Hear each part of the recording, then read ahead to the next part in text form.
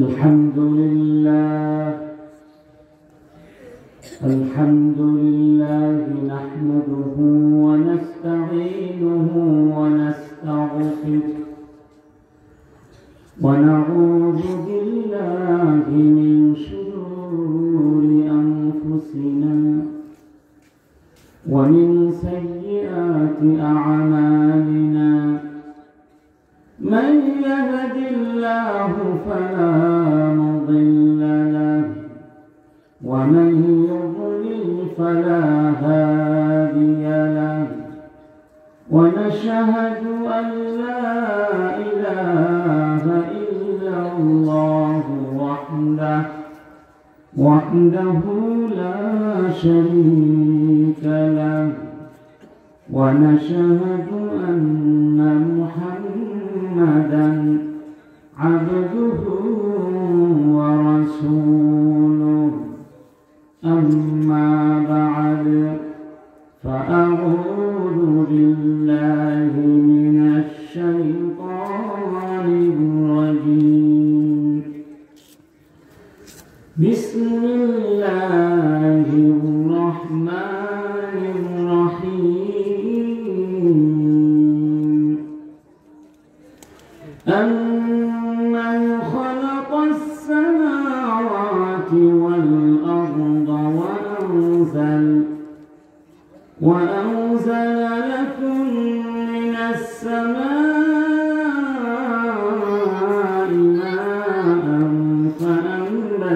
ماء فأنبتنا به حدائق ذات بهجة ما كان لكم أن تنبتوا شجرها أإله مع الله بل هم قوم يعدلون صدق الله العظيم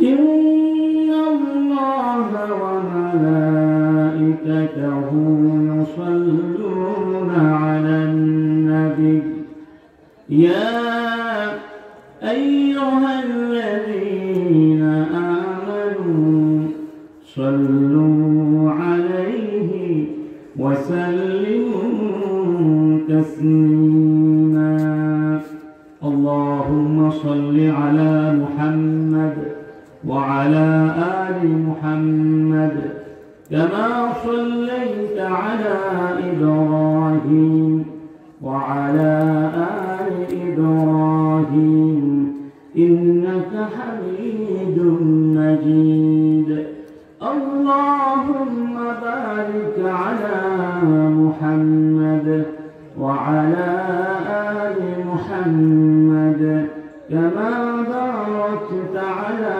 إبراهيم وعلى آل إبراهيم إنك حميد مجيد ঐতিহ্যবাহী দ্বীনি শিক্ষা প্রতিষ্ঠান শরীফবাগ ইসলামিয়া কামিল মাদ্রাসা কর্তৃক আয়োজিত ৭৬তম ওয়াজ মাহফিলের সম্মানিত স্বনামধন্য সভাপতি বিশিষ্ট শিক্ষাবিদ ইসলামী চিন্তাবিদ উস্তাদুল আসাতিদাহ ডক্টর ফয়জুল আমিন সরকার মাদানী অধ্যক্ষ শরীফবাগ ইসলামিয়া কামিল মাদ্রাসা ধামরাই ঢাকা হাইয়াহুল্লাহ ওয়া আতালা উমরাহু ওয়া সাদ্দাদা খুতাহ। আজকের সম্মানিত প্রধান অতিথি জনাব মোহাম্মদ আব্দুস সবুর সাবেক সচিব গণপ্রজাতন্ত্রী বাংলাদেশ সরকার, বিশেষ অতিথি শেখ মুফাজ্জল হুসাইন মাদানী সহ সভাপতি বাংলাদেশ জমিয়তে আহলে হাদিস ও ভাইস প্রিন্সিপাল মাদ্রাসা মুহাম্মাদিয়া আরবিয়া যাত্রাবাড়ি ঢাকা। আজকে মাহফিলের অন্যতম বিজ্ঞ আলোচক বরেণ্য আলেম দ্বীন আলহাজ শেখ মোহাম্মদ আব্দুস সামাদ আজাদ, ভাইস প্রিন্সিপাল আল মুখাল্লাকাত একাডেমি, রংপুরা, ঢাকা, অন্যান্য সম্মানিত উলামায়ে কেরাম, الكتباء العظام حياهم الله جميعا وبارك في حياتهم। উপস্থিত সুধী মণ্ডলী, মুরব্বিয়ানে কেরাম, বিদগ্ধজন, ইসলাম ব্যক্তিত্ববৃন্দ, অত্র প্রতিষ্ঠান পরিচালনা পর্ষদের সম্মানিত সদস্যবৃন্দ, এলাকার গণ্যমান্য বরেণ্যজন, আমার সামনে বসে থাকা আল্লাহ এবং রাসূল প্রেমিক, কোরআন এবং সুন্নাহর জ্ঞান পিপাসু মুসলিমুন মুমিনুন ভাই বোনেরা, সবাইকে আবার আন্তরিকভাবে সালাম জানাচ্ছি। আশা করছি সবাই আন্তরিকভাবে সালামের জবাব দেবেন। আসসালামু আলাইকুম ওয়া রাহমাতুল্লাহি ওয়া বারাকাতুহু। ওয়া আলাইকুম আসসালাম ওয়া রাহমাতুল্লাহি ওয়া বারাকাতুহু। সবাই ভালো আছেন? আলহামদুলিল্লাহ। কষ্ট হচ্ছে না? না, বেশি হচ্ছে না? কষ্ট একটু হবেই। কষ্ট কার জন্য? আর কষ্ট যখন আল্লাহর জন্য হয় তখন কি কষ্ট কষ্ট থাকে না মধুর মতো হয়ে গেছে? ঠিক না ভাই? অতএব ইনশাআল্লাহ আল্লাহর জন্য এই সামান্য কষ্ট আমরা সবাই সহ্য করতে পারবো না, শেষ পর্যন্ত থাকবো মুনাজাত করে একসাথে ইনশাআল্লাহ। আমরা শেষ করে আলোচনা শেষ করে যাবো ইনশাআল্লাহ। আল্লাহ আমাদের তৌফিক দান করুন, আমিন। আল্লাহ সুবহানাহু ওয়া তাআলা আমাদেরকে কোরআনের মাহফিলের জন্য কবুল করেছেন, এটা আমাদের বড় সৌভাগ্য। এই সমাজে, এই এলাকায় কি শুধু এই কয়েকজন মানুষ বসবাস করে না, আরো মানুষ আছে, অনেকেই তো আসেনি, এসেছে। আপনাকে আমাকে আসার তৌফিক দিয়ে দিয়েছেন আল্লাহ। কোরআনের সঙ্গে থাকা যে সৌভাগ্যের বিষয় না দুর্ভাগ্যের বিষয়? রব্বুল আলামিন বলেন, আলাম ইয়ানি লিল্লাযীনা আমানু আন তাখশা'a কুলুবুহুম লিযিকরিল্লাহি ওয়া মা নাযালা মিনাল হক ওয়া লা ইয়াকুনু كالذين أوتوا الكتاب من قبل فطال عليهم الأمد فقست قلوبهم وكثير منهم فاسقون। الله أكبر। তোমরা যারা ঈমান এনেছো, যারা ঈমানদার বলে নিজেদেরকে মনে করছো, এখন কি তোমাদের সময় হলো না আমি আল্লাহর জিকির দিয়ে, আমার কোরআন দিয়ে তোমাদের মনগুলোকে বিগলিত করে নেবে? তার মনে হলো একটু নিজের দিকে তাকাও। কারো বয়স 20, কারো 30, কারো 40, কারো 50, কারো 60-70 হয়েছে না? এই দীর্ঘ জীবনে কি আমরা করেছি? অতীতের পাতাগুলো যদি একটি একটি করে আমরা উল্টোতে থাকি, আমরা দেখব আমাদের আমলনামায় যেন গুনাহের কালিমায় ভরে গেছে। রব্বুল আলামিন কত মায়া ভরে রাখ দিয়ে বলছেন, আর কতকাল গুনাহ করবে? যারা নামাজ পড়েনি আর কতকাল নামাজ ছেড়ে দেবে? যারা ঘুষ খাচ্ছে আর কতকাল ঘুষের ভেতরে থাকবে? যারা গান বাজনা মগ্নতার ভেতরে হারিয়ে যাচ্ছ, স্বাধীনতার আধুনিকতার নামে যারা ইসলামের বাঁধন খুলে দিয়েছ, নগ্নতার ভিতরে হারিয়ে গেছ, আর কতকাল এই বিপদে চলবে? এখন কি সময় আর কত? আমার কাছে ফিরে এসো। ফাফিরু ইলাল্লাহ ইন্নী লাকুম মিনহু নাযীরুম মুবিন।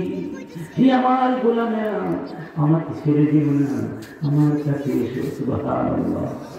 রব্বুল আলামিন বলছেন, আমার জিকির দিয়ে, আমার কোরআন দিয়ে জীবনকে নতুন করে সাজাবার ব্যবস্থা করো। আর সময় নেই, হয়তো মৃত্যু যে কোনো মুহূর্তে। আসতে পারে না? পারে না। জাহান্নামীরা যখন জাহান্নামের ভেতরে যাবে চিৎকার করে কাঁদবে, وهم يصطرخون فيها ربنا أخرجنا نعمل صالحا غير الذي كنا نعمل। আমাদেরকে আবার পৃথিবীতে পাঠিয়ে দাও, আর কোনোদিন খারাপ কাজ করবো না, তোমার নাফরমানি কখনোই করবো না, একবার শুধু পাঠিয়ে দাও।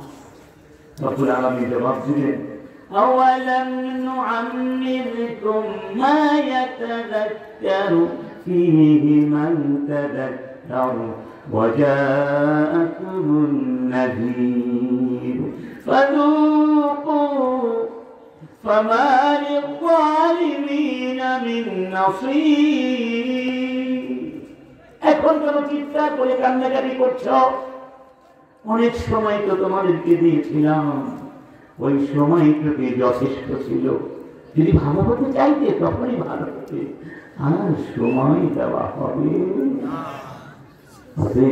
সেই জীবনের কিছুটা সময় কোরআনের সঙ্গে থাকার মাধ্যমে নতুন একটা জীবন আমরা শুরু করতে চাই ইনশাআল্লাহ। জানি কোরআনের কোন কথায় আমাদের জীবনটা চেঞ্জ হয়ে যেতে পারে, কোরআনের কোন কথাটা শুনে একজন জাহান্নামী জান্নাতি হয়ে যেতে। তারা কোরআনটা কার ওয়াজ? ইয়া'যুকুমুল্লাহু আন তাউদু লিমিসলিহি আবাদা ইন কুনতুম মুমিনিন। আল্লাহ নিজে ওয়াজ করছেন যে আমি তোমাদেরকে ওয়াজ করে দিলাম, সাবধান করে দিলাম, সংশোধন করে দিলাম, সঠিক পথ দেখিয়ে দিলাম, উপদেশ দিলাম, সতর্ক করে দিলাম যে না ওই গুনার পথে ফিরে না যাও, যদি ইমানদার হয়ে ঠিক না বেশি। আমি আলিম, আমি হাকিম, আমি তোমাদের জন্য আয়াতগুলোকে বলে দিচ্ছি, বিবরণ করে বিদ্যুৎ বলে দিচ্ছি, পাশ করে দিচ্ছি। এরপরের কথাটা খেয়াল করুন, ইন্নাল্লাযীনা ইউহিব্বুনা আন তাশিআল ফাহিশাতু ফিল্লাযীনা আমানু। যারা মুমিনদের সমাজে নগ্নতা, বেহায়াপনা, অশ্লীলতা ছড়াতে চায়, লাহুম আযাবুন আলীমুন ফিদ দুনিয়া ওয়াল আখিরাহ, আমি দুনিয়ায় পরকালে তাদেরকে কঠিন শাস্তি দেব। আল্লাহু ইয়ালামু আনতুম লা তা'লামুন, আল্লাহ জানেন তোমরা জানো না। আমি কখন কিভাবে কাকে ধরবো তোমাদের জানা নেই, আমার কাছে সিদ্ধান্ত। আগে বললেন নওয়াজের কথা, তারপরে বললেন নগ্নতা যারা ছড়াবে তাদের ব্যাপারে আযাবের সতর্কবার্তা। এদের বোঝা যায় যেই সমাজে ওয়াজ মাহফিল নাই, দাওয়াতের কাজ নাই, ইলমের চর্চা নাই, কোরআনের চর্চা নাই, দ্বীনের প্রতি মানুষকে আহ্বান করার কোনো ব্যবস্থা নাই, সেই সমাজে নগ্নতা, বেহায়াপনা ছড়িয়ে যায়। আমি দেখলাম একদিন সেই যে কি এক বড় নেতা মাহফিল নিয়ে কটাক্ষ করছে আর বলছে যে ধর্ম ব্যবসা, এই মাহফিলের কারণে নাকি যাত্রা গান, আউল গান, ফাউল গানের ক্ষতি হচ্ছে, সবকিছু মিলিয়ে নাকি বাংলাদেশ। ইন্না লিল্লাহি, যারা এই মাহফিলের বিরুদ্ধে কথা বলবে, এই কোরআনের মাহফিল নিয়ে বিসর্জন করবে, তারা ইমানের বৈধ সন্তান হতে পারে না। এই মাটি কোনোদিন তাদেরকে সহ্য করে না। যারা কোরআন নিয়ে ব্যঙ্গ করে, যারা কোরআনের আলেমদেরকে নিয়ে ব্যঙ্গ করে, যারা ইসলামের শরীয়ত নিয়ে ব্যঙ্গ করে, ইতিহাস করে দেখুন, তারা ভাত খাওয়ার সময় পর্যন্ত পায়নি, চুলের মতো পালিয়ে যেতে বাধ্য হয়েছে। সাবধান, এই মাটি কোরআনের ঘাঁটি। আমার বাবা এক সাহাবীর নাম ছিল জুবাইর বিন মুতআম রাদিয়াল্লাহু, তখন মুসলিম হননি। তিনি বলছেন একদিন গভীর রমণের সন্ধানে হেঁটে যাচ্ছিলাম, পথিমধ্যে দেখলাম মুহাম্মদ সাল্লাল্লাহু আলাইহি ওয়াসাল্লাম সাথীদেরকে নিয়ে সালাতুল মাগরিব তখন আদায় করছিলেন। মাগরিবের নামাজের মধ্যে তিনি তিলাওয়াত করছিলেন এই আয়াতগুলো, আনতা আমরুহুম আহলামুহুম বিহাদা আম হুম কওমুন তাগুন আম ইয়াকুলুনা তাকাওয়ালাহু বাল লা ইউমিনুন فليأتوا بحديث مثله إن كانوا صادقين أم خلقوا من غير شيء أم هم الخالقون أم خلقوا السماوات والأرض بل لا يوقنون أم عندهم خزائن ربي أم هم المسيطرون رب العالمين যারা আল্লাহ সুবহানাহু ওয়া তাআলাকে বিশ্বাস করে না, স্রষ্টা বিশ্বাস করে নাস্তিক, এই অবিশ্বাসীদেরকে জিজ্ঞেস করছেন, তাহলে কি তোমরা স্রষ্টা ছাড়াই সৃষ্টি হয়ে গেছে, নাকি তোমরা নিজেরা নিজেদেরকে সৃষ্টি করেছ, নাকি তোমরা আকাশ সৃষ্টি করেছ, জমি সৃষ্টি করেছ, নাকি তোমাদের কাছে স্রষ্টার খাজিনা চাবি ঠিক আছে? এই আয়াতটি শোনার পরে জুবাইর বিন মুতআম বলছেন, আমার ভেতর জগৎটায় আন্দোলিত বোধ করলাম, আমার ঘুমন্ত বিবেকটা জেগে গেল। সত্যি তো আমি তো আমাকে সৃষ্টি করিনি, আমি তো আমাকে সৃষ্টি করতে পারি না, আমি তখন ছিলাম না, আমি তো আকাশ সৃষ্টি করিনি, বাতাস সৃষ্টি করিনি, তাহলে সৃষ্টি করলো কে? অবশ্যই একজন কে আছেন, স্রষ্টা। সুবহানাল্লাহ বলবেন।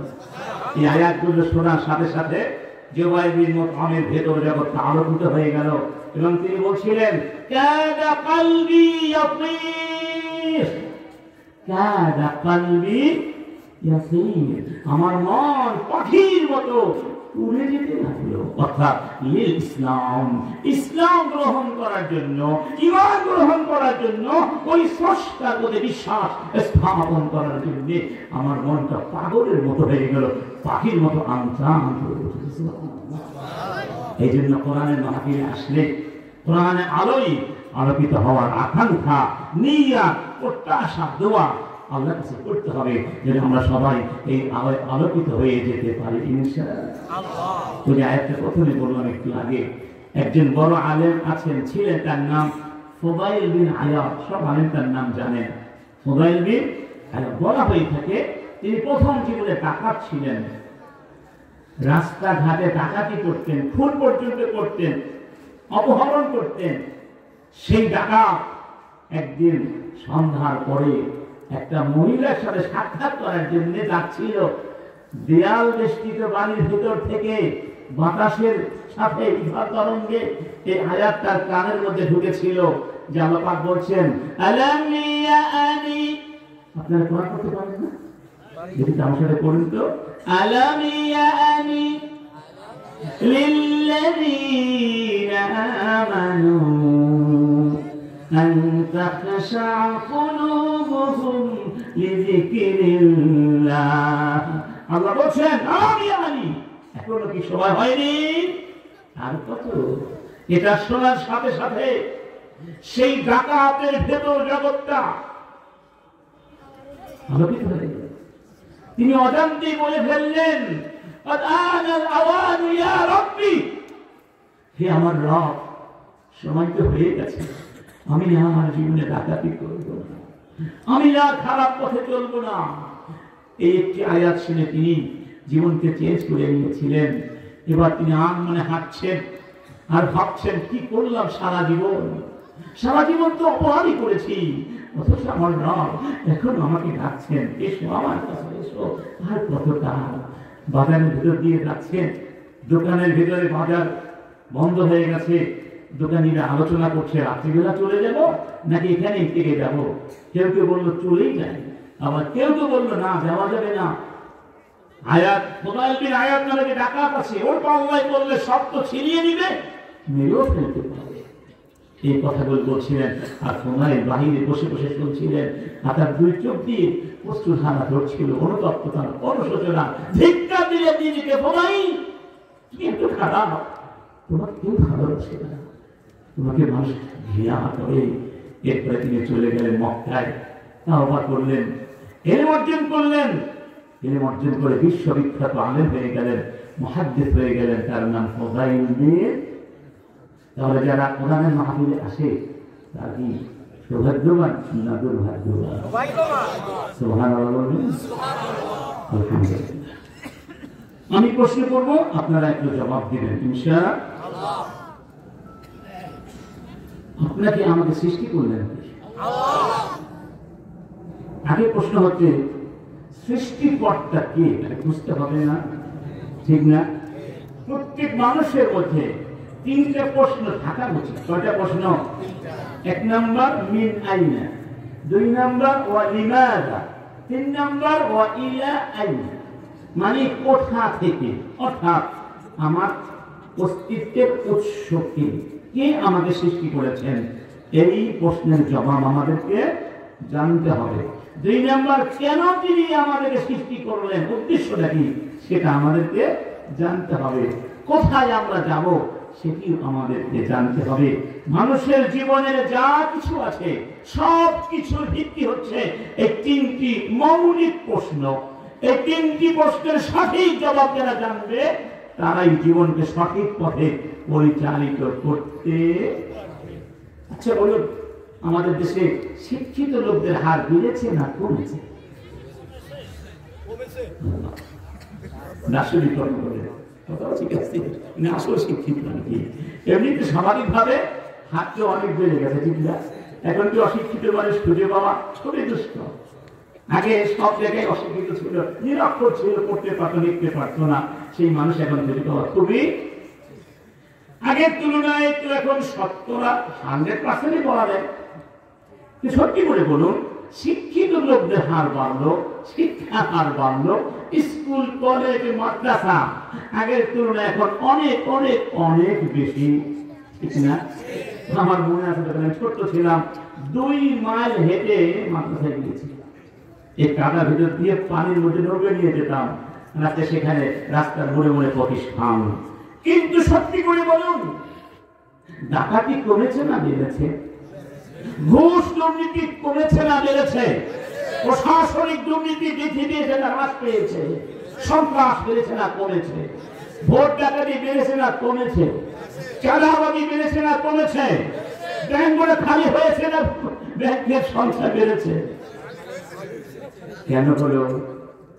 এত শিক্ষিত মানুষ এই কাজগুলো যারা করছে তারা কি অশিক্ষিত না শিক্ষিত? তাহলে যে শিক্ষা শিক্ষিত হলে মানুষ চোর হয়, ডাকাত হয়, গুন্ডা হয়, ধর্ষক হয়, খুনি হয়, গুমি হয়, আইনাঘর তৈরি করতে শেখে, সেই শিক্ষার যে আলো কোনো প্রয়োজন আছে? এই শিক্ষা মানুষকে বস্তুবাদী বানিয়েছে, ভোগবাদী বানিয়েছে। রব্বুল আলামিন বলেন, ইয়ালামুনা যাহিরাম মিনাল হায়াতিদ দুনিয়া ওয়া হুম আনিল আখিরাতি হুম গাফিলুন। তারা দুনিয়াকে চিনল, আখিরাতের ব্যাপারে কোনো খবর। আফারাআইতা মান ইত্তাখাযা ইলাহাহু হাওয়াহু ওয়া আযাল্লাহু আল্লাহু আলা ইলম ওয়া খাতামা আলা সাম'iহি ওয়া কলবিহি وجعل على بصره غشاوة فمن يهديه من بعد الله أفلا تذكرون। হে রাসূল, তুমি কি ওই ব্যক্তিকে দেখেছো যে ব্যক্তি তার প্রবৃত্তিকে খোদা বানিয়ে নিয়েছে? তাকে প্রবৃত্তিকে ভোগবাদকে খোদা বানিয়েছে। সে কিন্তু সত্য জানে না তা নয়, জেনে শুনে ওই পথ গ্রহণ। অনেক আছে না, ইসলাম সত্য জানে কিন্তু মানে, কোরআন সত্য জানে কিন্তু এরা কেন মানে না? ভোগের পূজারী। কিসের পূজারী? আল্লাহ বলছেন, আমি ওদের কানের উপরে, মনের উপরে, চোখের উপরে মোহর মেরে দিয়েছি, প্রাচীর তৈরি করে দিয়েছি, জবনিকা টেনে দিয়েছি, আর আমার পরে কি আসে তাদেরকে হেদায়াত দান করবে। অন্য একটা বলা হয়েছে, আরাআইতা মান ইত্তাখাযা ইলাহাহু হাওয়া আফাআনতা তাকুনু আলাইহি ওয়াকিলা আম তাহসাবু আন্না আকসারাহুম ইয়াসমাউনা আও ইয়াকিলুন ইনহুম ইল্লা কাল আনআমি বাল হুম আযাল্লু সাবিলা। হে রাসূল, তুমি কি ভাবছো ওরা শোনে, ওরা বোঝে না? ওরা তো পশুর চেয়েও খারাপ হয়ে গেছে। পশুর চেয়েও, এই কথাটা শুনতে খারাপ লাগে না, কিন্তু বাস্তবতা তাই। ধরে দেব, কয়েক বছর আগে ইয়ামানের এক গবেষক তামাক পাতা আছে না, সতেজ সবুজ তামাক পাতা গাধার সামনে দিয়েছে। এই গাধাটা তামাক পাতা কয়েকবার ঘ্রাণ নিয়েছে, ঘ্রাণ নিয়ে ফেলে দিয়েছে, খায়নি, 2 পা দিয়ে মারিয়ে চলে গেছে। কারণ কি, ওই গাধাটা ঘ্রাণ নিয়ে বুঝতে পেরেছে এই তামাক পাতাটা আমার স্বাস্থ্যের জন্য ক্ষতিকারক, সে খায়নি। কিন্তু সেই তামাক পাতা কারা খায়? কারা খায়? সতেজ খানা পচিয়ে খায়, এটাকে পচায় গলায় তারপরে খায়। এই জন্য দেখবেন তামাকজাত কোন পণ্যের গায়ে মেয়াদ লেখা নাই, কারণ ওই পণ্যটি যেই মুহূর্ত থেকে উৎপন্ন করা হয় সেই মুহূর্ত থেকে মেয়াদ উত্তীর্ণ, এটার মেয়াদ লেখার কোনো কারণ। তার উপর আবার লেখা থাকে সংবিধিবদ্ধ সতর্কীকরণ, স্বাস্থ্যের জন্য ক্ষতিকারক, নীরব ঘাতক, কত কথা লেখা থাকে। তারপরে মানুষ সেটা খায়। তাহলে বলতে পারে মানুষটা বুদ্ধিমান? গাধার বুদ্ধি বেশি না মানুষটার বুদ্ধি বেশি?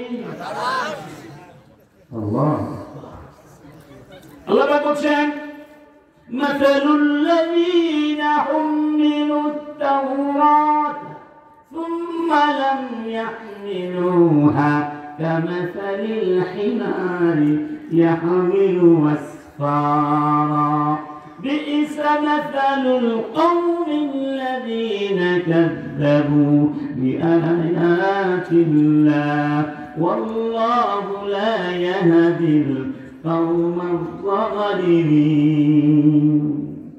যাদের কিতাব দিলাম এই কিতাবটা পড়লো না, কিতাবের ইলম অর্জন করলো না, ওরা হলো গাধার মতো। কিসের মতো? কিসের মতো?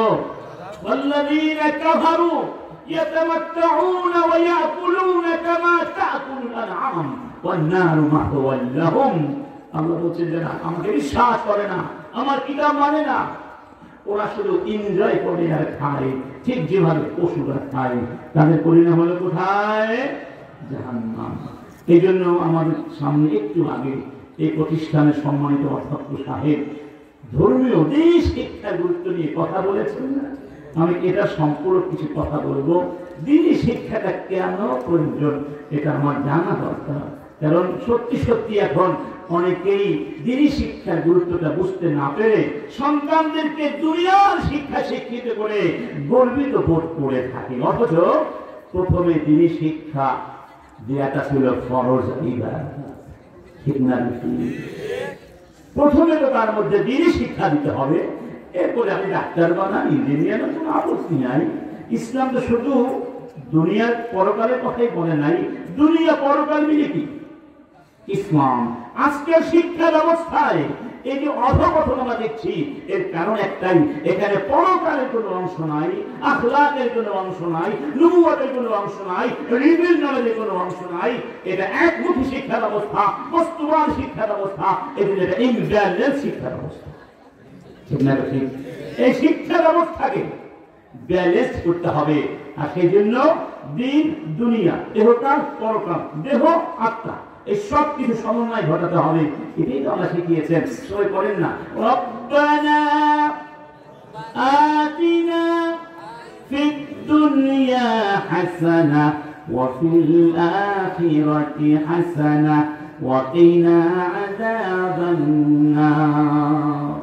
এখানে দুনিয়ার কথা বলি নাই না? আল্লাহ দুনিয়ায় কল্যাণ দাও, পরকালেও। তাহলে দুই কল্যাণের সমষ্টি হলো ইসলাম। وابتغ فيما آتاك الله الدار الآخرة ولا تنس نصيبك من الدنيا। তোমাকে যা কিছু দিয়েছি সেগুলো দিয়ে পরকাল অন্বেষণ করো, তবে হ্যাঁ আবার দুনিয়ার কথাও ভুলে যেও। তাহলে এই দিন দুনিয়া সমন্বিত শিক্ষার নাম হলো ইসলামী শিক্ষা। শিক্ষা হলো আল ইলমু আও তা'লিম, তার নাম কি? আল ইলমু আও তা'লিম। ইলমুন মানে ইলম মানে বাংলা বলি দিয়া, এর সংক্ষিপ্ত ব্যাখ্যা হচ্ছে মারিফাতুশ শাই আলা হাকিকাত।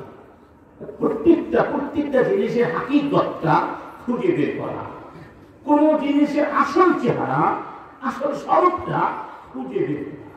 যেমন ধরুন এই যে দুনিয়াটা আছে, দুনিয়ার স্বরূপটা, মানুষের হাকিকতটা, স্রষ্টার পরিচয়টা কি, ঠিক না?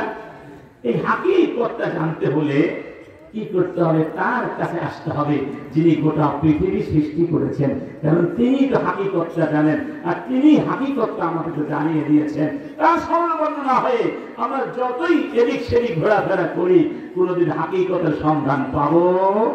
কি বলেন, পাবো? রব্বুল আলামিন জন্য বলছেন, আম্মান খালাকাস সামাওয়াতি ওয়াল আরদা। তাহলে বলো তো, আকাশ সৃষ্টি করেছেন কে? জমিন সৃষ্টি করলেন কে? ওয়ানজালা লাকুম মিনাস সামাই মাআন, আকাশ থেকে পানি বর্ষণ করলেন কে? فأنبتنا به حدائق ذات بهجة, সেই পানি দিয়ে দেখো কি সুন্দর করে আমি পৃথিবীকে সবুজ করে দিয়েছি, উদ্যান তৈরি করে দিয়েছি, গাছ বৃক্ষলতা তৈরি করে দিয়েছি, পৃথিবীকে সাজিয়ে দিয়েছি। মা কানা লাকুম আন তুমবিতু শাজারা, তোমরা কি এটা করতে পারতে? কি বলেন, আপনি পারতেন? আবার আইতুম মা তাহারুন আআনতুম তাজরাউনাহু আম নাহনুজ জালিউন, তোমরা যে চাষাবাদ করো, ভূমির ভেতরে বীজ বপন করে চলে এসো, এই বপন, এই বীজকে অঙ্কুরিত করেন কে? সেই বীজ থেকে ফলমূল সৃষ্টি করেন কে? তোমরা কোনদিন তা করতে পারতে? আল্লাহ পাকের পরে বলছেন, আইলাহুম মাআল্লাহ, আল্লাহর সাথে কোন শরীক থাকতে পারে? পারে? বালহুম কওমুন ইয়াদিলুন, এরপরে ওরা বোঝে না, ওরা আমার সঙ্গে শরীক স্থাপন করে দুঃসাহস দেখায়। আবার বলছেন, আম্মান জাআলাল আরদা কারারা, তোমরা যে ভূমির উপরে বসে আছো, বিছানার মধ্যে করে দিলেন কে? দোলনার মধ্যে করে দিলেন কে? সমতল করে দিলেন কে? আমি চাইলে পৃথিবীকে বন্ধুর করে দিতে পারতাম, এমন অঙ্করময় করে দিতে পারতাম, গোটা পৃথিবীকে আঁকা বাঁকা করে উঁচু নিচু করে, সেখানে তোমরা হাঁটতে পারছে না, চলতে পারছে না। কে করে দিয়েছে তোমাদের জন্য? وَجَعَلَ خِلَالَهَا أَنْهَارًا, বলো এই জমিনের আগে বাকি নদী নালা সাগর মহাসাগর কে দিয়েছেন? আল্লাহ। সুবহানাল্লাহ। وَجَعَلَ فِيهَا رَوَاسِيَ, আর পাহাড়কে পেরেকের মতো স্থাপন করে এই জমিনটা কি করে নাড়াচাড়া করতে না পারে, এই ব্যবস্থা কি করে দিয়েছেন? وَجَعَلَ بَيْنَ الْبَحْرَيْنِ حَاجِزًا, দুই সাগরের মাঝখানে অদৃশ্য প্রাচীর কি তৈরি করে দিলেন, যেই প্রাচীরের কারণে এক সাগরের পানি আর এক সাগরের পানির সাথে মিশে যায় না। ওমা ইয়াস্তাবিল বাহরান হাযা আযবুন ফুরাতুন সাইবুন শারাবুহু ওয়া হাযা মিনহুল উজাজ, এক সাগরের পানি মিষ্টি আর এক সাগরের পানি লবণাক্ত, একই পাশাপাশি অবস্থান করছে, কিন্তু লবণাক্ত পানি মিষ্টি পানির মধ্যে একীভূত হয়ে যায় না, কারণ এখানে একটা প্রাচীর আছে। কে দিয়েছেন? এরপরে প্রশ্ন করছেন, আইলাহুম মাআল্লাহ, সত্যি করে বলো তো, সে আল্লাহর কি কোনো শরীক থাকতে পারে? বাল আকসারুহুম লা ইয়ালামুন, বেশিরভাগ বোঝে না, বুঝতে চায়। আমার বলছেন, আম্মান ইউজিবুল মুত্তাররা ইযা দাআহ ويكشف السوء ويجعلكم خلفاء الأرض أإله مع الله قليلا ما تذكرون, যখন বিপদে পড়ে যাও, বিশেষ করে ওই সাগরের ভেতরে যখন আকাশচুম্বী ঢেউ ওঠে, প্রচন্ড ঝড় ঝঞ্ঝা প্রভাঞ্জন নেমে আসে, আমাবস্যা রাতের মতো অন্ধকার হয়ে যখন ঝড় নেমে আসে, এই পৃথিবী কেউ বাঁচাতে পারবে না, তোমার বিশ্বাস জিজ্ঞাসে এবং তাকে ডাকো, তাকে আমরা ডাকি, সেই বিপদ থেকে উদ্ধার করেন কে?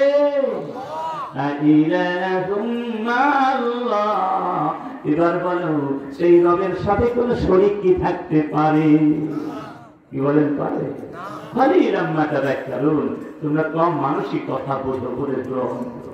আবার বলছেন, আম্মান ইয়াহদীকুম ফি যুলুমাতিল বাররি ওয়াল বাহর ومن يرسل الرياح بشرا بين يدي رحمته أإله مع الله تعالى عما يشركون অন্ধকার রাতের ভিতরে ওই সাগরের মধ্যে পথ চলতে গিয়ে যখন পথ হারিয়ে ফেল, ওই পথের সন্ধান কে দেয় তোমাদেরকে? আমার মরুপ্রান্তরে যখন পথ হারিয়ে ফেল, কে তোমাদেরকে পথ দেখিয়ে দেন? তিনি কে? বৃষ্টি বর্ষণ করবার আগে শীতল বাতাস বৃষ্টির সুসংবাদ নিয়ে আসে। এই সুসংবাদবাহী শীতস্নিগ্ধ বাতাস কে পাঠান বলো? অতএব আমার কোন শরীর থাকতে পারে না, আমি শরীর থেকে মুক্ত, আমি এক, আমি অদ্বিতীয়, আমি মহাবিশ্বের স্রষ্টা। আল্লাহু আল্লাহ, আমার এখানে কোন শরীর। আবার বলছি, আম্মান ইয়াবদাউল খালকা সুম্মা ইউঈদুহু, বলো সৃষ্টি প্রথম কে করেছেন, আবার কে করবেন দ্বিতীয়বার? আবার আমরা যখন মরে যাব, হাসরের ময়দানে পুনরুত্থান কে করবেন? وَمَن يَرْزُقُكُم مِّنَ السَّمَاءِ وَالْأَرْضِ, বলো আকাশ থেকে রিজিক কে দেন, জমিন থেকে রিজিক কে দেন? আইলাহুম মা'আল্লাহ। আল্লাহ বারবার একটা কথা বলছেন, এই সত্যটি আমাদের মনের মধ্যে গেঁথে দেওয়ার জন্য। আইলাহুম মা'আল্লাহ, আইলাহুম মা'আল্লাহ, আইলাহুম মা'আল্লাহ, আইলাহুম মা'আল্লাহ। বলো আল্লাহর সাথে কোন শরীক থাকতে পারে? কুল হাতু বুরহানাকুম, কুল হাতু বুরহানাকুম ইন কুনতুম সাদিকিন। এর পরেও যদি তোমরা বলতে চাও তার শরীক আছে, তারপরে প্রমাণ দাও। কি দাও? প্রমাণ দাও। অতএব এলেন কেন শিখতে হবে? ওই স্রষ্টাকে চেনার জন্য, যিনি আপনাকে আমাকে সৃষ্টি করেছেন।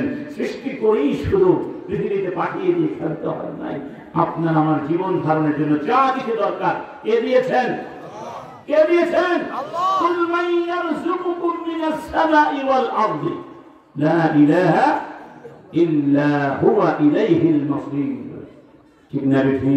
কুল হাল মিন খালিকিন, হাল মিন খালিকিন গায়রুল্লাহ يرزقكم من السماء والأرض لا إله إلا هو إليه المصير قل من يرزقكم من السماوات والأرض قل الله وإنا أو إياكم لعلى هدى أو في ضلال مبين।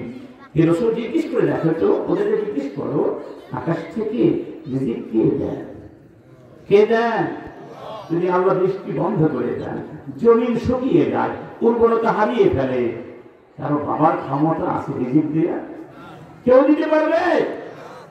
অতএব যিনি রিজিক দিচ্ছেন, আপনাকে সৃষ্টি করেছেন, আবার তিনি আপনার আমার জন্য একটা জীবন ব্যবস্থাও দিয়েছেন, যাতে করে আমরা পৃথিবীতে এসে হাবুডুবু না খাই, আঁকুপাকু না খাই, জীবন পথে চলতে গিয়ে বিভ্রান্তের শিকার না হই।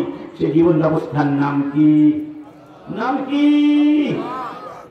এই জন্য সেই রবকে প্রথম চিনতে হবে। আমাদের যা কিছু সব যার দান তাকে আগে চিনতে হবে। এই জন্য কোরআনের প্রথম নির্দেশ ছিল ইকরা বিসমি রাব্বিকাল্লাযী। কেন? রবের নামে পড়তে বলা হয়েছে। কোরআনের মধ্যে সূরা বাকারার মধ্যে ২৫০০ বিধান আছে। কত বিধান! আল্লাহ সুবহানাহু ওয়া তাআলার কত সিফাত, কত খাসায়েস, কত বৈশিষ্ট্য, মুহাম্মদ রাসূলুল্লাহ সাল্লাল্লাহু আলাইহি ওয়াসাল্লাম কত বৈশিষ্ট্য। কোন একটি দিয়ে তো কোরআনের অবতারণার সূচনা করা যেত, কিন্তু কোরআনের নুজুল অবতারণার সূচনা করা হয়েছে ইকরা মানে পড়ো। কি দিয়ে পড়ো? কি জন্য? জানার জন্য। প্রথম কি জানবে? বিসমি রাব্বিক, তোমার রবকে জানবে যিনি তোমাকে সৃষ্টি। তাহলে বোঝা গেল যেই পড়ার সাথে, যেই লেখার সাথে, যেই জ্ঞান সাধনার সাথে স্রষ্টার কোনো সম্পর্ক নেই, আল্লাহকে চেনার কোনো তথ্য নেই, উপাত্ত নেই, যেই লেখাপড়া করে স্রষ্টাকে চেনা যায় না, স্রষ্টার দিন জানা যায় না, স্রষ্টার দিনের পথে চলার জন্য কোনো পাথর সংগ্রহ করা যায় না, সেই শিক্ষা, সেই লেখাপড়া আল্লাহর কাছে কোনো দাম নেই। সেটা কোনো শিক্ষা নয়, সেটা কোনো শিক্ষা হতে পারে। কি বলেন? পারে? একটু ভেবে দেখুন তো, চিন্তা করে দেখুন, চিত্রটা অঙ্কন করুন। মুহাম্মদ রাসূলুল্লাহ সাল্লাল্লাহু আলাইহি ওয়াসাল্লাম এরা পাহাড়ের গুহার মধ্যে একা একা ধ্যান করছে, একা, ঠিক না? হঠাৎ করে একজন অপরিচিত ব্যক্তি আসলেন, এমন সত্তা যিনি মানুষ নন, এবং তার সাথে রাসূলের জীবনে কোনদিন দেখাও হয়নি, হয়েছে। সেই লোকটি এসে বলছেন পড়ো, অথচ পরিচয় দেননি। এটা নিয়ে হচ্ছে পরিচয় দেওয়া, যে আমি হলাম জিবরাইল অথবা জিবরিল, আল্লাহর পক্ষ থেকে ওই নিয়ে এসেছি, ভয় পাবেন না, এ কথা বলেছেন। কোন পরিচয় দেন নেই, কোন পরিচয় নয়, সোজা তোরা পড়ো। বুঝানোর জন্য সবচেয়ে গুরুত্বপূর্ণ বিষয়টা হলো জ্ঞান অর্জন। সুবহানাল্লাহ। তাহলে জ্ঞান অর্জন করুন কি জন্য? প্রথম জ্ঞান অর্জন করতে হবে আল্লাহকে জানার জন্য। তাকে জানার জন্য এই কথা আল্লাহ এভাবে বলছেন, ফালাম আন্নাহু লা ইলাহা ইল্লাল্লাহ واستغفر لذنبك وللمؤمنين والمؤمنات والله يعلم متقلبكم ومثواكم فاعلم علم অর্জন করো এই কালেমা লা ইলাহা ইল্লাল্লাহ। এই কালেমা কয়েকটা শব্দ নয়, কিংবা কোনো মন্ত্র নয়, মন্ত্র পড়লাম আর মুসলমান হয়ে গেলাম, তাই যদি হতো তাহলে সিনেমায় যারা অভিনয় করে অমুসলিম কালেমা পড়ে সব বড় বড় মুসলমান হয়ে যেত, ঠিক না? এই কালেমা জ্ঞান অর্জন করতে হবে। এই কালেমা কি চাচ্ছে আপনার কাছে, এই কালেমার অবদান কি, ভূমিকা কি? এই কালেমা একটা বিপ্লবের নাম, এটা মক্কার মুশরিকরা বুঝতে পেরেছিল। এই কালেমা বিশ্বাস করলে আমরা বছরের পরে বছর ধরে যে নির্যাতনের স্কিম প্রোগ্রাম চালাচ্ছি, আমরা সমাজ নিয়ন্ত্রণ করছি, আমরা আমাদের মন মতো আইন কানুন করে এই সমাজকে কি করছি, পরিচালনা করছি। যদি কালেমা মেনে নেই তাহলে আমাদের এতদিনের স্বৈরতান্ত্রিক শাসন ব্যবস্থা ভেঙে খান হয়ে যাবে, নেতৃত্ব হারিয়ে যাবে। অতএব এই কালেমাকে মেনে নেওয়া যাবে। সেই ১,৫০০ বছর আগের মুশরিকরা এই কালেমাকে মেনে নিতে পারেনি, এই জন্য আজকের পৃথিবীর মুশরিকরাও এই কালেমার শক্তিকে মেনে নিতে পারে না।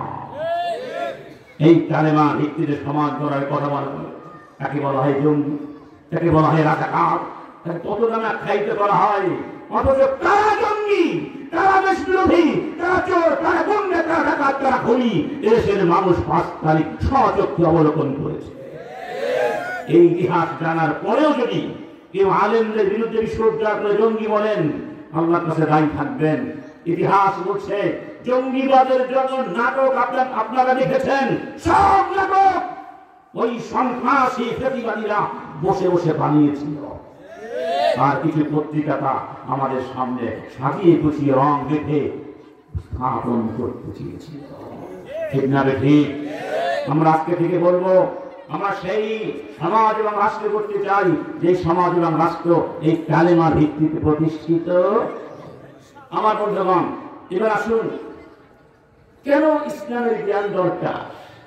এজন্যই দরকার, মানুষের পরিচয় তো মানুষের জানা দরকার আছে, অবস্থানটা জানা দরকার আছে।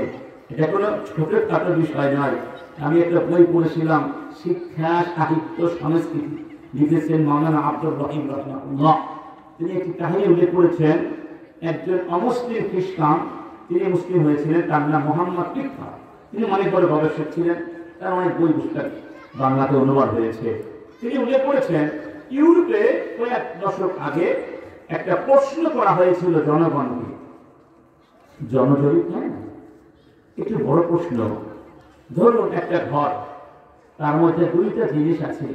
এক কোনায় একটা মানব সন্তান নবজাতক দোলনায় দুলছে, আর এক পাশে গ্রিক সভ্যতা নিদর্শন, পুরাতাত্ত্বিক নিদর্শন। একটি নারী, উলঙ্গ নারী মূর্তি আছে পাথরের।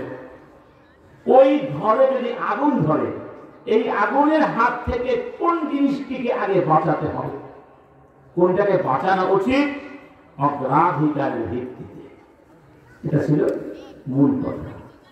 সেই দিন ইউরোপের পাঠকরা জবাব দিয়েছিল, একটা মানব সন্তান আগুনে জ্বলে মরে ছাই হয়ে গেলে তাতে তেমন কোনো ক্ষতি হবে না, কারণ মানব প্রজন্ম এর উৎপাদন করা বেশি কঠিন কাজ না।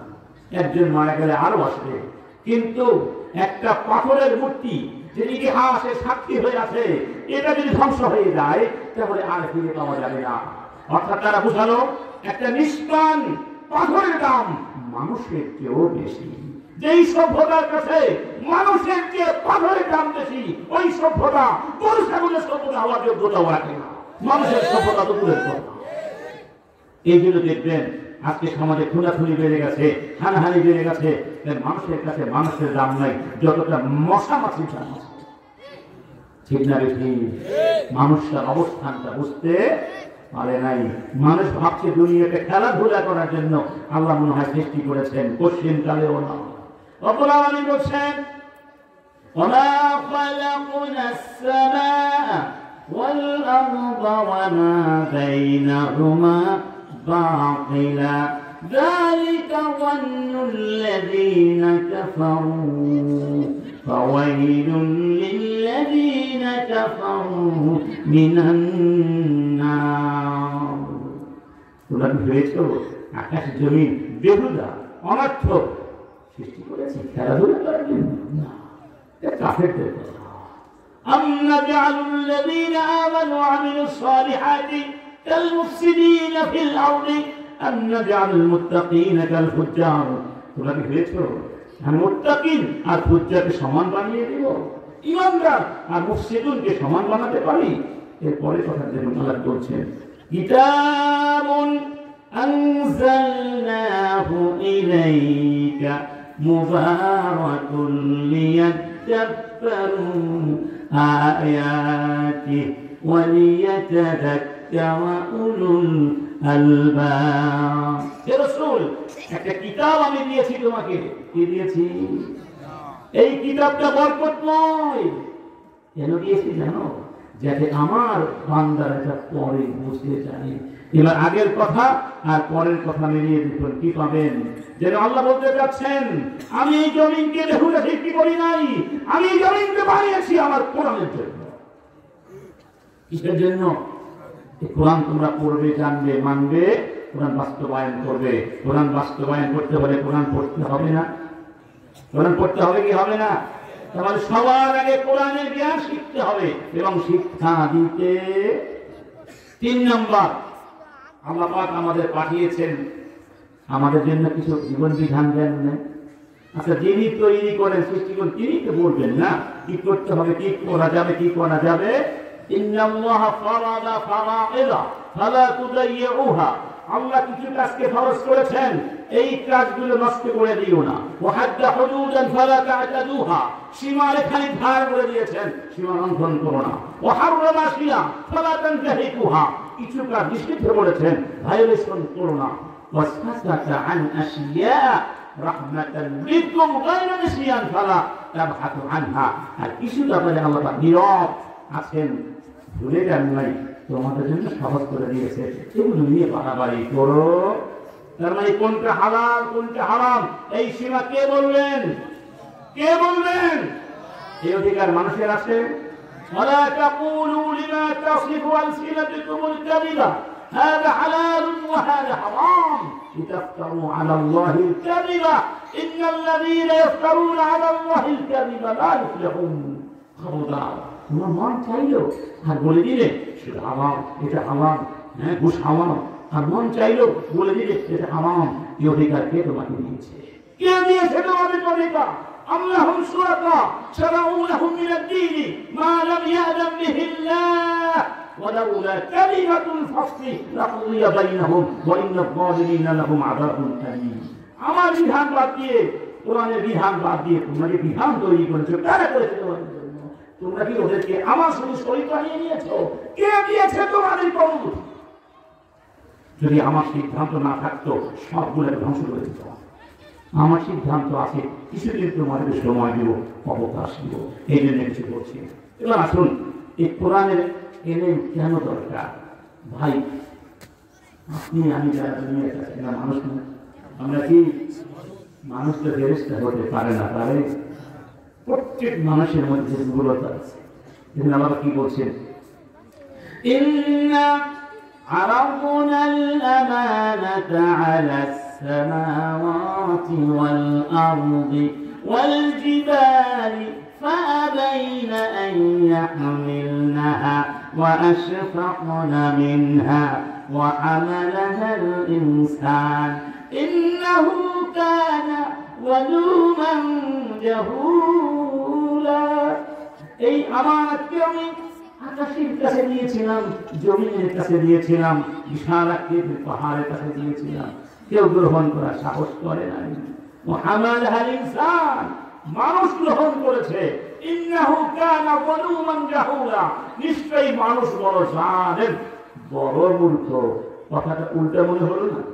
আকাশ গ্রহণ করলো না, জমিন গ্রহণ করলো না, কেউ গ্রহণ করলো না। কারা গ্রহণ করলো? আমরা। তো আমরা যদি বলতেন মানুষ বড় ভালো, দেখেছি কি সুন্দর ভালো মানুষ, আমার আমাকে গ্রহণ করেছে, এটা বলেছেন। বরং কি বলেছেন? মানুষ বড় জালেম, বড় মূর্খ। এই কথার অর্থ কি? তাহলে কি আল্লাহ আমাদের পছন্দ করেছেন, ঘৃণা করেছেন? না, আল্লাহ বুঝাতে চেয়েছেন মানুষ জন্মগত ভাবেই জালেম এবং জাহেল। অর্থাৎ মানুষ কি আলেম হয়ে জন্ম না? ইন্নামাল ইলমু বিত্তাআল্লুম, ইলমকে অর্জন করতে হয়, ঠিক না? ঠিক। রব্বুল আলামিন বলেন আফালাম ইয়াসিরু ফিল আরদি فتكون لهم قلوب يعقلون بها أو آذان يسمعون بها فإنها لا تعمى الأبصار ولكن تعمى القلوب التي في الصدور. চামড়ার চক্ষু অন্ধ হয় না, আসলে অন্ধ হয় মন। তার নাম কি? মন যদি অন্ধ হয়ে যায়, এই চোখের দাম থাকে এই জ্ঞানের মাধ্যমে কোরআন আপনার মনের চক্ষুকে খুলে দিবে। সুবহানাল্লাহ। এই জন্য আল্লাহ বলছেন জ্ঞানটা শিখতে হবে। প্রত্যেক মানুষ জানেন, প্রত্যেক মানুষ মূর্খ। তার মানে এই কোরআন আপনি যেই পরিমাণ পড়বেন, যেই পরিমাণ আমল করবেন, সেই পরিমাণে আপনার মূর্খতা দূর হবে, আপনার ভেতরের জুলুমের মনোভাব দূর হবে, সেই পরিমাণে ন্যায় বিচার প্রতিষ্ঠিত হবে। তার অর্থ এই জমিনে যদি ন্যায় বিচার প্রতিষ্ঠা করতে হয়, কোরআনের ইলম লাগবে। এই জমিন থেকে যদি মূর্খতা দূর করতে হয়, কোরআনের ইলম লাগবে।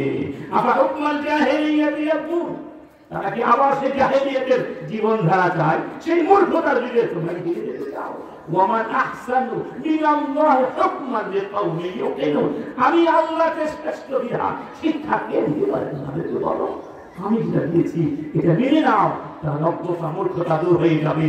যদি মেনে না নাও, অজ্ঞ হয়ে যাবে, মূর্খ হয়ে যাবে। বলতে পারেন ওই বড় বড় সার্টিফিকেট পেয়েছি। বললেন বাংলাদেশে একজন বড় ব্যারিস্টার আছে, তার নাম তুলিন আফরোজ, নামটা বলে দিলাম, তুলিন আফরোজ ব্যারিস্টার।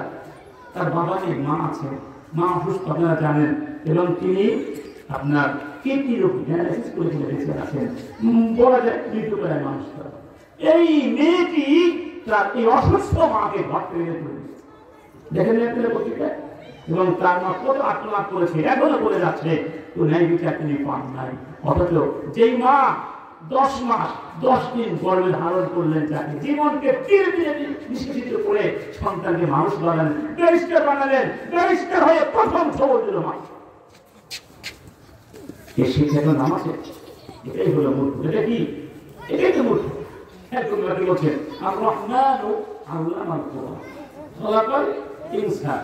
এরপরে কি? আল্লামাহুল। তাহলে দেখুন, আল্লামা মানে শেখানো, এলেম থেকে। প্রথমেও আল্লামা, পরেও আল্লামা, মাঝখানে খলাকা। কি বুঝা গেল? বুঝা গেল যে মানুষের ইনসানিয়তের আগেও এলেম, পরেও এলেম। এলেম ছাড়া কোনো ইনসানিয়ত হতে পারে না। আল্লামাল কোরআন এলেম, খলাকাল ইনসান ইনসানিয়াত, আল্লামাহুল বায়ান। আবার এলেমের কথা বলা হয়েছে, দুই এলেমের মাঝখানে হলো কি? ইনসান। এভাবে তো বলেন নাই আর রহমান খলাকাল ইনসান আল্লামাহুল কোরআন, বরং আগে বলেছেন আল্লামাহুল কোরআন, কোরআন শিক্ষা দিয়েছেন। অর্থাৎ কোরআন ছাড়া কোনো মানুষ সত্য হতে পারে না, কোরআন ছাড়া কোনো ন্যায় বিচারের গ্যারান্টি এই জমিনের মানুষ লাভ করতে পারে। কোরআন কেমন ন্যায় বিচার উপহার দিয়েছিল ইতিহাসটা আপনাদের অনেক জানা আছে। আমি দুইটা ঘটনা বলছি। ওমর ইবনে খাত্তাবের যুগে মিশর বিজয় করেছিলেন কে? আমর ইবনে আস রাদিয়াল্লাহু আনহু, তাই না? তখন মিশরে যারা ফেরাউনের গোত্রীয় তাকে বলা কীর্তি, এক কীর্তি যুবককে মিশরের গভর্নর আমরের ছেলে অন্যায়ভাবে আঘাত করেছিল। ওই যুবক তখন বলেছিলেন, আমাকে আঘাত করো, আমি কিন্তু তোমার নামে খলিফার কাছে নালিশ করব। তখন গভর্নরের ছেলে বলেছিল, করো, আমার কিছুই হবে না, আনা ইবনুল আকরামিন, আমি বললাম ভালো মানুষের সন্তান, আমার বিরুদ্ধে নালিশ করলে তুমি কিছু পাবে? সেই ইহুদি যুবক হজের মৌসুমে মক্কায় চলে গেল। ওমর ইবনে খাত্তাব যখন হজ করতে মক্কায় এসেছিলেন, তার সঙ্গে গভর্নররাও ছিলেন, মিশরের গভর্নর ছিলেন, ওই ছেলেটিও সাথে ছিল। যুবক যখন নালিশ করলেন খলিফার কাছে এবং তার অভিযোগের সত্যতা প্রমাণিত হল, ওমর ইবনে খাত্তাবের হাতে একটা দোররা চাবুক থাকত। সেই চাবুকটি ইহুদি যুবকের হাতে দিয়ে বললেন, এই ইহুদি যুবক তোমাকে যেভাবে আঘাত করেছে, তুমি ইহুদি যুবককে বলল, এই ভালো মানুষের সন্তান, ভালো মানুষের সন্তান তোমাকে যেভাবে মেরেছে তুমি তাকে ঠিক সেভাবে মারো। বাংলা বলবেন না, এখানে শেষ নাই, এর পরের কথাটা খুব সিগনিফিকেন্ট। তিনি বললেন, মাতা ইস্তাআলাতুমুন নাস ওয়া ক্বাদ ওয়ালাদাতুহুম উম্মাহাতুহুম আহরারা, তখন থেকে তোমরা লোকদেরকে দাস বানিয়েছো, তখন থেকে দাসত্বের জালে শিকলে তাদেরকে বন্দী করেছো, অথচ তাদের মায়েরা তাদেরকে স্বাধীনভাবে জন্ম দিয়েছিল, স্বাধীন করে জন্ম দিয়েছিল। প্রত্যেক মানব সন্তান স্বাধীন হয়ে জন্ম লাভ করে, তোমরা কেন তখন থেকে তাদেরকে দাস বানিয়েছো? এই কথাটি একটু আপনারা বিশ্লেষণ করুন। এই যুবকটাকে অত্যাচার করেছিল, ঠিক না? ন্যায় বিচার করে নাই, এটাকে ওমর বললেন দাসত্ব। তার মানে স্বাধীনতা অর্থ একটা ভূখণ্ড নয়, স্বাধীনতা মানে একটা পতাকা নয়, স্বাধীনতা মানে কিছু গান আর কবিতা নয়, স্বাধীনতা মানে নাচানাচি উৎসব নয়, স্বাধীনতা মানে হলো নেই বিচার পাওয়ার অধিকার। সেই অধিকার কি জমিনে আছে? পেয়েছে? টাকা ছাড়া কোনো আইন হয়? টাকা ছাড়া কোনো বিচার হয়? ঘুষ দিয়ে রায় কিনতে হবে, ঠিক না বেশি? তার মানে স্বাধীনতা স্বাধীনতা বলে চিল্লাচিল্লি করছি, রাজাকার বলে চিল্লাচিল্লি করছি, দেশ গঙ্গায় বলে চিল্লাচিল্লি করছি। যদি আমরা সত্যি সত্যি প্রত্যেক নাগরিকের অধিকার ফিরিয়ে দিতে চাই, ন্যায় বিচার প্রতিষ্ঠা করতে চাই, তাহলে কোরআন দিয়ে নতুন করে শাসন ব্যবস্থা প্রতিষ্ঠা করতে হবে। অর্থাৎ ইংরেজদের রেখে দেওয়া আইন দিয়ে কোন স্বাধীন যদি বিচার করতে পারে না। ওমরের যুগে আরেকটা কাহিনী করছি এই প্রসঙ্গে, ইসলামের শিক্ষা কেন দরকার, কেন দরকার? আমরা তো অপরাধ, আমরা বুঝি না, আমরা ওদের পিছনে ছুটছি, আমরা ভাবছি ওখানে কি আছে, স্বাধীনতা আছে, সব মরিচিকা, সব মরিচিকা। যাকে আমরা স্বাধীনতার মহান কি বলি, কবুতর বা কি বলে পায়রা বলে আমেরিকা, এই আমেরিকা কি বিশ্বকে ন্যায় বিচার দিয়েছে? ন্যায় বিচার দিয়েছে? আজকে প্যালেস্টাইনের মুসলমানদেরকে কিভাবে নির্যাতন করা হয়েছে, ঠান্ডা মাথায় একটা জাতিকে কিভাবে নিধন করা হয়েছে, নির্যাতন করে হত্যা করা হয়েছে, এরকম দৃশ্য কি জীবনে কখনো দেখেছেন? হাজার হাজার বাড়িঘর সব ধ্বংসস্তূপে পরিণত হয়েছে, ভেতর থেকে লাশ আর লাশ বের হচ্ছে। এটা কোন সভ্যতা? এটা কোন আইন? এটা কোন পৃথিবী? এই পৃথিবীর মধ্যে নাই বিচার নাই, কারণ এই পৃথিবীর মুসলমানেরা আজকে ঘুমিয়ে পড়েছে। মুসলমানদের সৃষ্টি করা হয়েছিল এই বিশ্বে ইসলামের বিজয় সাধন করার জন্য, আর সেই মুসলমানেরা আজকে ইসলাম ভুলে গিয়ে কাফের মুশরিকদের পা কাটা গোলামে পরিণত হয়েছে। আমার বন্ধুগণ, আল্লাহর কাছে কিন্তু জবাব দিতে হবে। রব্বুল আলামিন বলে দিয়েছেন, সুম্মা জাআলনাকা আলা শারিআতিন মিনাল আমরি ফাত্তাবি'হা ওয়া লা তাত্তাবি' আহওয়া'আল্লাযীনা লা ইয়া'লামুন ইন্নাহুম লান ইউগনু 'আনকা মিনাল্লাহি শাইআ ইন্নাল যালিমিনা ওয়া ইন্নাল যালিমিনা বা'দুহুম আওলিয়াউ বা'দ আল্লাহু ওয়ালিয়ুল মুমিনিন। আল্লাহ বলেন, আমি তোমাকে হে রাসূল একটা শরীয়ত দিয়েছি, আমার শরীয়ত মেনে চলতে হবে, অন্য কোন শরীয়ত তুমি মানতে পারবে, ওরা তোমার কোনো ক্ষতি করতে পারবে না। জালেমরা জালেমের বন্ধু, আর আমি হলাম তোমাদের বন্ধু। ফালা তাহিনু وتدعوا إلى السلم وأنتم الأعلون والله معكم ولن يتركم أعمالكم আল্লাহ বলেন তোমরা কোনো ভয় করো না, নিরাশ হয়ো না, আমি আল্লাহ তোমাদের সাথে আছি। তোমরা মাথা উঁচু করে দাঁড়াবে, তোমরা শ্রেষ্ঠ। যদি আমার দিকে মানুষকে রাখতে পারো, আমার দিন প্রতিষ্ঠার চেষ্টা করতে পারো, জীবনের সব ক্ষেত্রে আমি আমরা কথা দিলাম ওয়ানতুল আলাউনা, তোমরাই হবে সেরা। আমার বন্ধুগণ, ওমরের সামনে নালিশ করলো ইহুদি এসে আলী ইবনে আবি তালিবের বিরুদ্ধে। চিন্তা করতে পারেন, আলী ইবনে আবি তালিবের বিরুদ্ধে নালিশ করে ইহুদি খলিফার কাছে। আজকে অমুসলিম ভাইয়েরা অনেকে মনে করে ইসলাম আসতে তারা নির্যাতিত হবে, এবং ভারত বাংলাদেশের সাম্প্রদায়িক দাঙ্গা সৃষ্টি করার জন্য সারাদিন তারা অপচেষ্টা করে যাচ্ছে, এবং এদেশে কোন সম্প্রীতি নাই এটা বিশ্বকে বুঝাতে চাচ্ছে। আমরা তাদেরকে বলবো, আমরা মুসলমান কোনদিন অমুসলিম কেন কাউকে অন্যায় ভাবে জুলুম করি। অমুসলিমরা বিশেষ করে মুসলমানদের কাছে অতটাই নিরাপদ যেভাবে সন্তান তার মায়ের কোলে নিরাপদে থাকে। প্রমাণ দেখো, তোমরা প্রমাণ দেখো। ওমর ইবনে খাত্তাব ডাকলেন, আলীকেও ডাকলেন, ইহুদিকেও ডাকলেন, বিচার করলেন।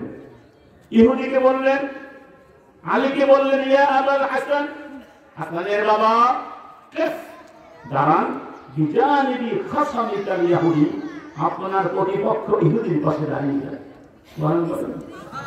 তাকে বললেন হাসান, হাসানের বাবা কে? আলী। এই কথা বলার সাথে সাথে ভাইয়ের চেহারা কালো হয়ে গেল, বিমর্ষ হয়ে। ওমর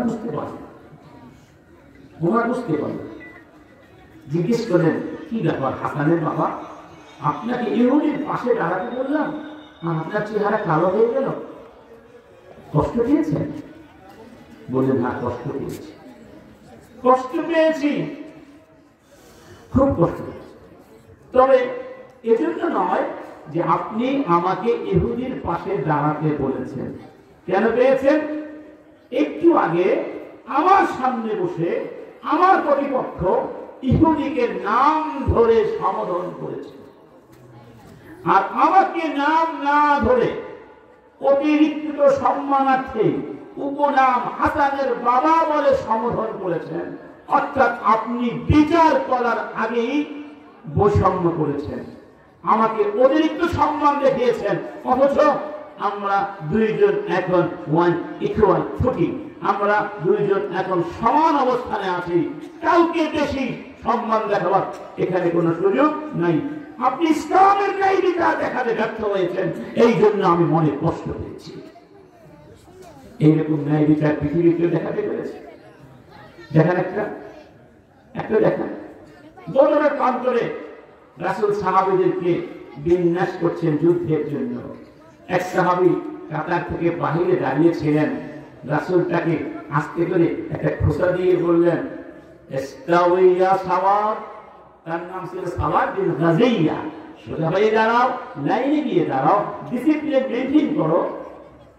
সাওয়াদ বললেন, ইয়া রাসূলুল্লাহ, আমি ব্যথা পেয়েছি, অথচ কদ বা'আথাকা আল্লাহু বিল হাক্কি, আল্লাহ তো আপনাকে সত্য দিয়ে পাঠিয়েছেন, ন্যায় বিচার করতে পাঠিয়েছেন, আমি যে ব্যথা পেয়েছি, আমি এর কি চাই? কেসাস চাই, প্রতিকার চাই, প্রতিশোধ চাই।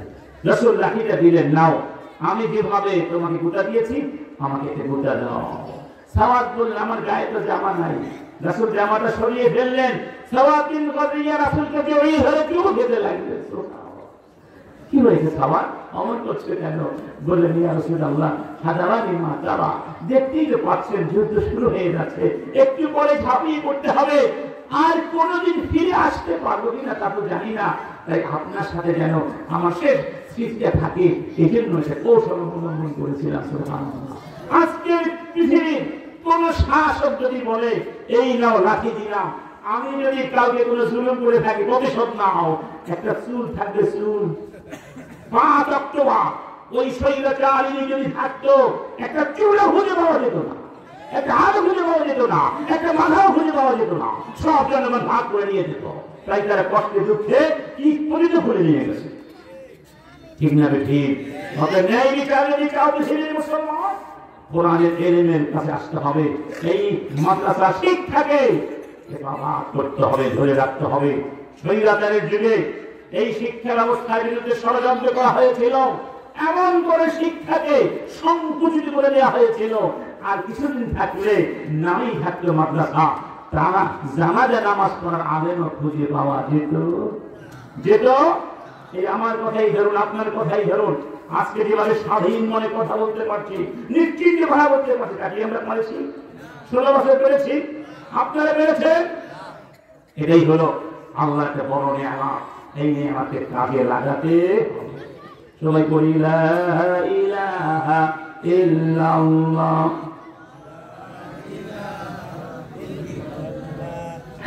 আপনাদের কষ্ট হচ্ছে তো, আমি সবচেয়ে বড় যে বিষয় যেটা আমাদের আধুনিক প্রচলিত শিক্ষা ব্যবস্থায় নাই, সেটা কি জানেন? নৈতিক। তার নাম কি? বাবার সাথে মায়ের সাথে কেমন কথা বলতে হয়, এটা ওখানে আছে।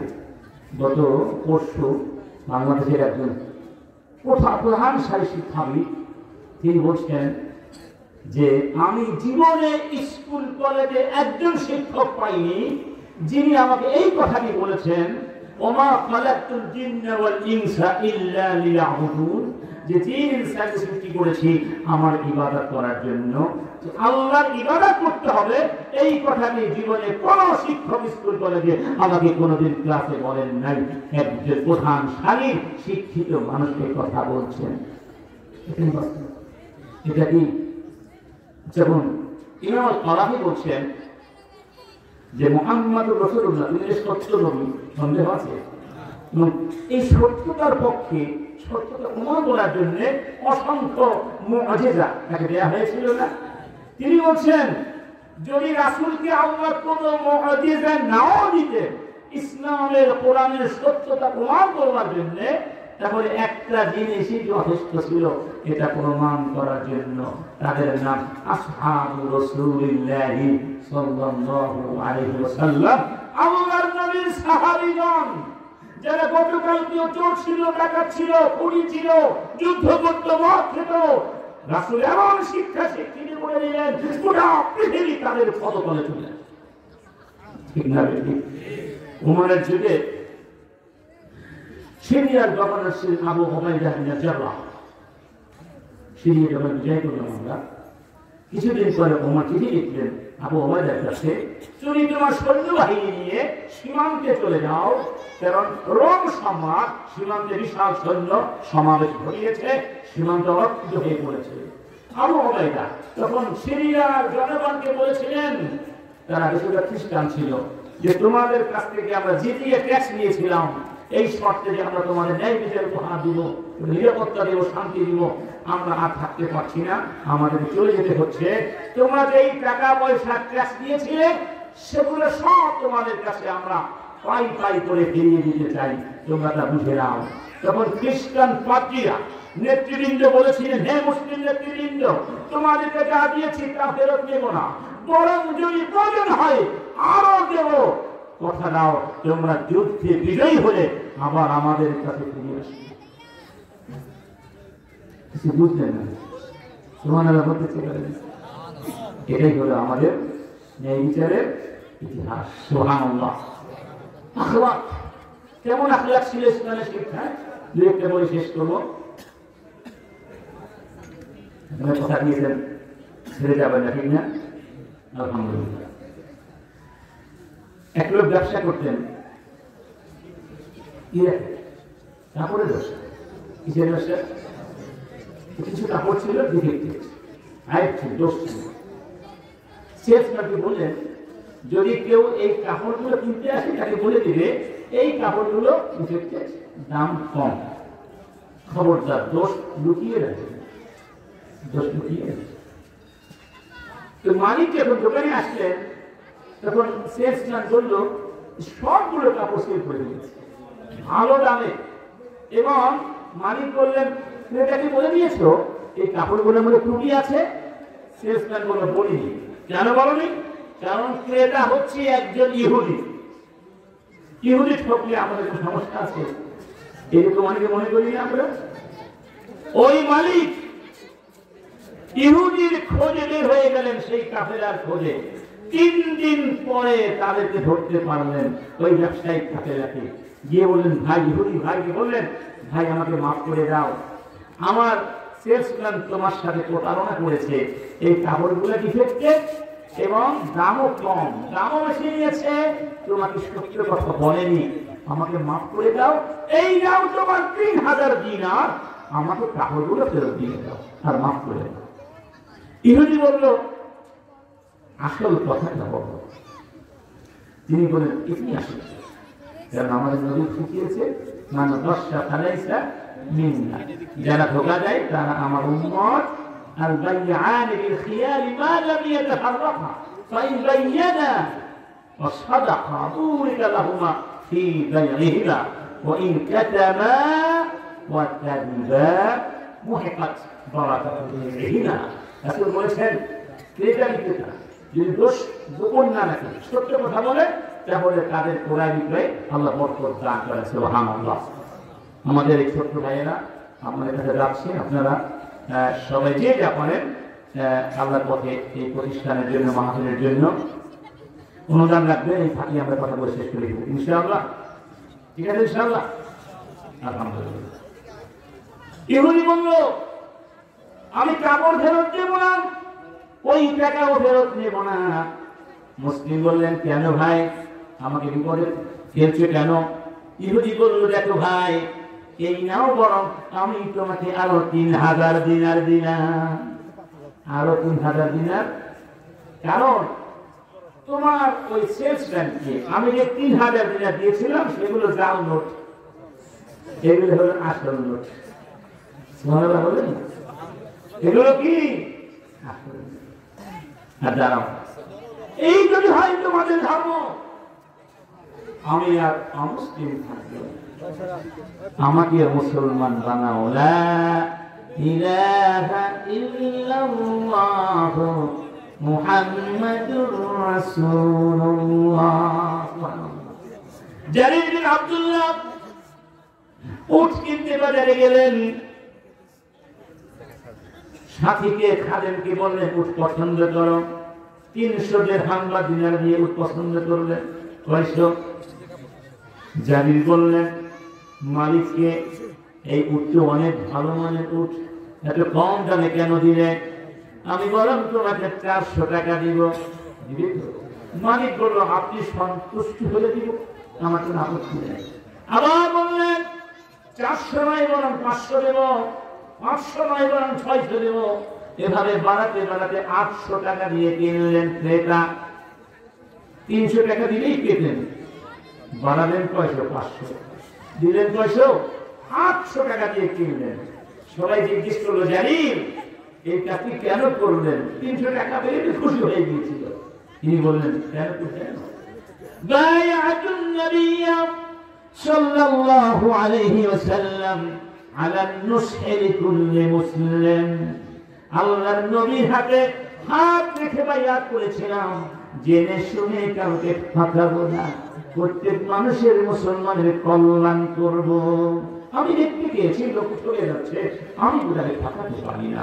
এই সততা দৃষ্টান্ত, এই শিক্ষা যতদিন আমাদের বিচার শিক্ষা ব্যবস্থায় না ঢুকানো যাবে, অর্থাৎ ইসলামের নৈতিকতার ভিত্তিতে, তার মনে রাখবেন, মানুষ তো পশু না, মানুষ নৈতিক। মানুষ কি? মানুষ পশু না। পাশ্চাত্য সভ্যতার 3 জন স্বপ্নদ্রষ্টা আছেন, একজন কার্ল মার্কস, আর একজন ডারউইন, আর একজন ফ্রয়েড। কার্ল মার্কস সমাজতন্ত্রের প্রতিষ্ঠাতা, ডারউইন বিবর্তনবাদের প্রবক্তা, এবং ফ্রয়েড একজন মনোবিজ্ঞানী বলা হয়। তিনি যৌনবাদী মনোবিজ্ঞানী ছিলেন। তিনি বলেছিলেন, মানুষ শুধু যৌনবাদী না, অর্থাৎ মানুষের মধ্যে যে যৌন ক্ষুধা আছে, এটাকে চরিতার্থ করার মধ্যেই মানুষের জীবনের সফলতা। এটা লুকে নিয়েছিল, যে কারণে কুমারীরা মা হয়ে যাচ্ছে। এই সভ্যতা, আমি বলেছি, পশুর সভ্যতা হওয়ার যোগ্যতা ওনাকে। বর্তমান শতাব্দীর শ্রেষ্ঠ মুজাদ্দিদ, শ্রেষ্ঠ আলেম ডক্টর ইউসুফ আল-কারাদাওয়ী রাহিমাহুল্লাহ, তার একটা বই আছে আল ইসলাম ওয়া হাদারাতুল গারব। এখানে বলেছেন, ইউরোপ আমেরিকা নগ্নতা বেহায়াপনার যেই পর্যায়ে গিয়ে দাঁড়িয়েছে, ওরা যদি সেখান থেকে ফিরে না আসে, ওই সভ্যতা নিজে নিজে ওদের মাথার উপরে ভেঙে পড়ে। وإذا أردنا أن نهلك قرية أمرنا مترفيها ففسقوا فيها فحق عليها القول فدمرناها تدميرا। আমরা এমন একটা সমাজ চাই যেখানে সবাই সবার কল্যাণের জন্য কাজ করবে, সবাই সবাইকে ভালোবাসবে, কেউ কারো ক্ষতি করবে না, কেউ কাউকে ধোঁকা দিবে না, কেউ কারো বিবাদ সমালোচনা করবে না, ভাই ভাই হয়ে বসবাস করবে, আল্লাহ গোলাম হয়ে বসবাস করবে, সবাই আল্লাহ সৈনিক হয়ে বসবাস করবে। সেই নৈতিকতা সমৃদ্ধ সমাজ যদি করতে হয় তাহলে ইসলামের শিক্ষার কোন বিকল্প। একটা ছোট্ট কাহিনী বলে শেষ করব। আনাস বিন মালিক বলছেন, কুননা জুলুসান ইনদা রাসূলিল্লাহ সাল্লাল্লাহু আলাইহি ওয়াসাল্লাম, রাসূলের সামনে আমরা বসেছিলাম। হঠাৎ করে রাসূল বললেন, সায়াবতালিবু আলাইকুম আনা রাজুলুন মিন আহলিল জান্নাহ, কিছুক্ষণের মধ্যেই তোমাদের ভিতরে এমন একজন ব্যক্তি এসে যাবে যে ব্যক্তি জান্নাতি হবে। সুবহানাল্লাহ। সাহাবীরা অপেক্ষা করতে লাগলেন এই ব্যক্তি কি হতে পারে।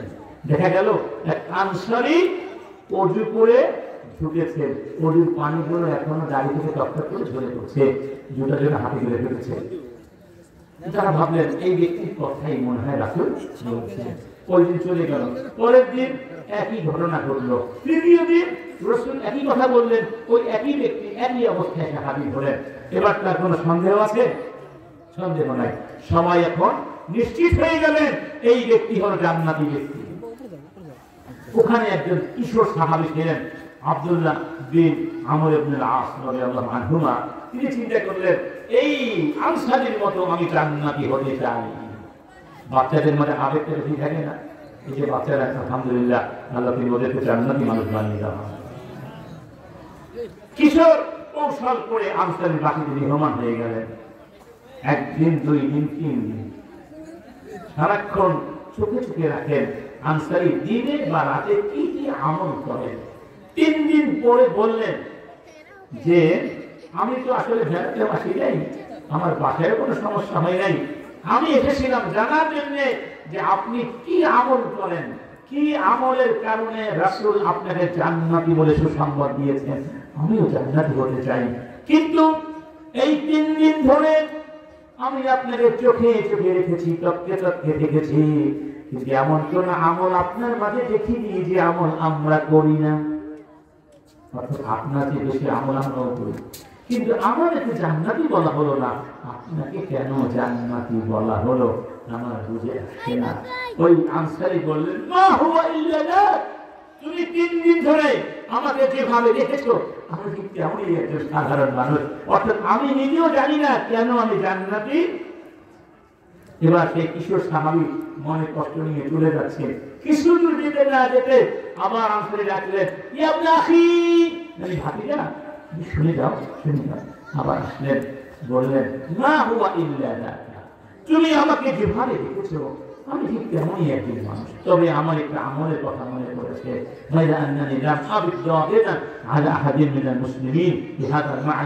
যে আমি রাত্রিবেলা ঘুমোতে যখন যাই আমার মনের ভেতরে কারো প্রতি হিংসা বিদ্বেষ রেখে ঘুমাই না। অর্থাৎ আমি চিন্তা করি আজকে সারাদিন আমার সাথে কারো ঝগড়া হয়েছে কিনা, কারো হক নষ্ট করেছে কিনা, কারো প্রতি আমার হিংসা বিদ্বেষ আছে কিনা, কারোর সাথে আমার বৈরী মনোভাব শত্রুতার মনোভাব আছে কিনা, পরশ্রী কাতরতা আছে কিনা, এগুলো মুক্ত হয়ে আমি রাত্রি যাপন করতে চাই। অর্থাৎ আমি সবাইকে ভালোবাসি, আমি কারো কোনো ক্ষতি করি না, আমি সবার কল্যাণ কামনা করি, আমি কারো কাছে নিয়ামত থেকে হিংসা পোষণ করি না, এই আমলটা আমি করার চেষ্টা করি। তখন আব্দুল্লাহ বিন আমর ইবনে আস বলেন,